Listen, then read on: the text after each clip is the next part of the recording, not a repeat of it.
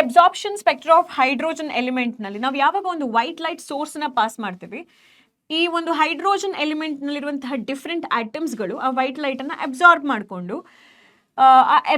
ಮಾಡಿಕೊಂಡು ಮಿಕ್ಕಿದ ರೇಡಿಯೇಷನ್ಸ್ನ ಅದು ಹೊರಗಡೆಗೆ ಬಿಡುತ್ತೆ. ಸೊ ಅದು ಏನು ಅಬ್ಸಾರ್ಬ್ ಮಾಡ್ಕೊಂಡಿದೆಯೋ ಆ ರೇಡಿಯೇಷನ್ಸ್ ನಿಮಗೆ ಮಿಸ್ಟ್ ಕಲರ್ ಆಗಿ ಒಂದು ಕಲರ್ ಬ್ಯಾಂಡ್ ನಲ್ಲಿ ಅಪಿಯರ್ ಆಗುತ್ತೆ. ಸೊ ನೀವು ಅಬ್ಸಾರ್ಪ್ಷನ್ ಸ್ಪೆಕ್ಟ್ರಾದಲ್ಲಿ ಸ್ಟಡಿ ಮಾಡ್ತಿರುವಂಥದ್ದು ಈ mist radiations.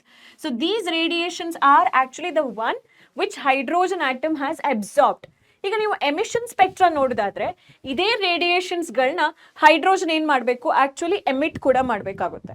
So absorbed ಸ್ಪೆಕ್ಟ್ರಾದಲ್ಲಿ mist ರೇಡಿಯೇಷನ್ಸ್ನ ನಾವು ಫೋಕಸ್ ಮಾಡ್ತೀವಿ because they are the one which hydrogen has absorbed.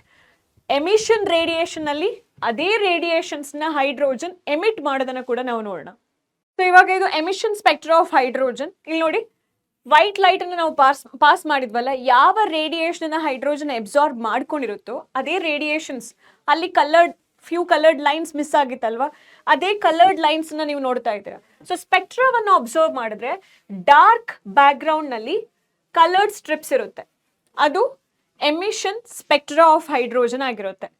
ಅದೇ ಅಬ್ಸಾರ್ಪ್ಷನ್ ಸ್ಪೆಕ್ಟ್ರಾದಲ್ಲಿ ಬ್ರೈಟ್ ಬ್ಯಾಕ್ ಗ್ರೌಂಡ್ ನಲ್ಲಿ ಮಿಡಲ್ ಡಾರ್ಕ್ ಸ್ಟ್ರಿಪ್ಸ್ ಅಥವಾ ಒಂದು ಎಂಟಿ ಲೈನ್ಸ್ ನೋಡಿ, ಅದರ ಹಿಂದೆ ಡಾರ್ಕ್ ಕಲರ್ ಇದೆ ಅಲ್ವಾ. ಸೊ ಬ್ರೈಟ್ ಬ್ಯಾಕ್ ಗ್ರೌಂಡ್ ನಲ್ಲಿ ನೀವು ಒಂದು ಎಂಟಿ ಡಾರ್ಕ್ ಲೈನ್ಸ್ ಅನ್ನ ನೋಡ್ತೀರಾ. So that is your absorption spectra.